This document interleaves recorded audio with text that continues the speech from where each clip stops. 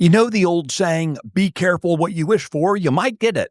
Well, standing at Beth Shemesh, I found myself wondering if that saying had originated there in ancient Israel.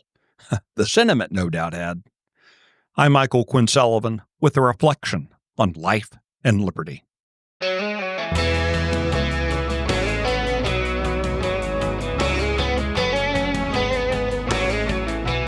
No biblical artifact has sparked the imagination of modern men quite like the Ark of the Covenant, thanks in large part to the fictional archaeological adventures of Indiana Jones. In real life, the Ark of the Covenant's been missing for 2,500 years when the Babylonians sacked Jerusalem and destroyed the temple built by King Solomon. The Ark is said to have contained the original tablets of the Ten Commandments, a jar of the life-sustaining manna that God provided the Jews during their years in the wilderness, and the rod of Aaron. The Ark served as the focal point of Jewish religious practices. The Ark was the throne of God. Where the Ark was, the Jews believed there was God.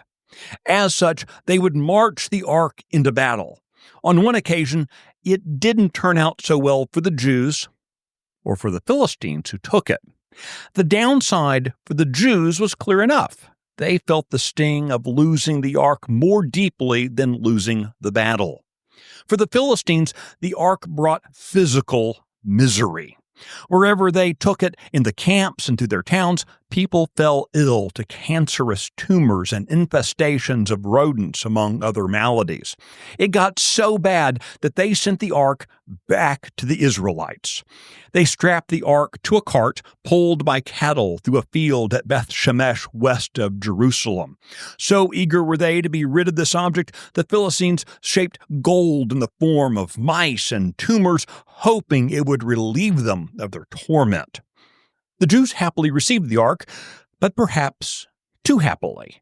1 Samuel 6 notes that after some revelry surrounding the recovered object, some of their men apparently decided to look inside.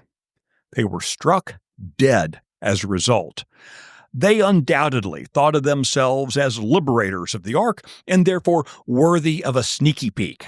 Yet the Ark was returned to them not by their own power, but by God.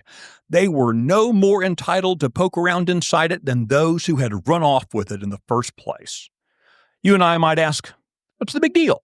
Some tablets, old food, and a stick? The objects are less important than the point. God established a rule. Don't look inside. They were to have faith that God knew what he was doing and to follow his commands. From the experience of the men of Israel at Beth Shemesh, we're reminded that there is less danger from our enemies than in the pride found in our own hearts. They thought too highly of themselves. As a self-governing people, we must know our limits, be honest about our foibles, and hold each other to high standards.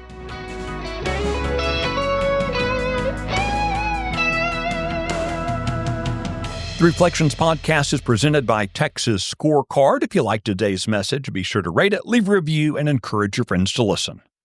I'm Michael Quinn Sullivan. Thanks for listening.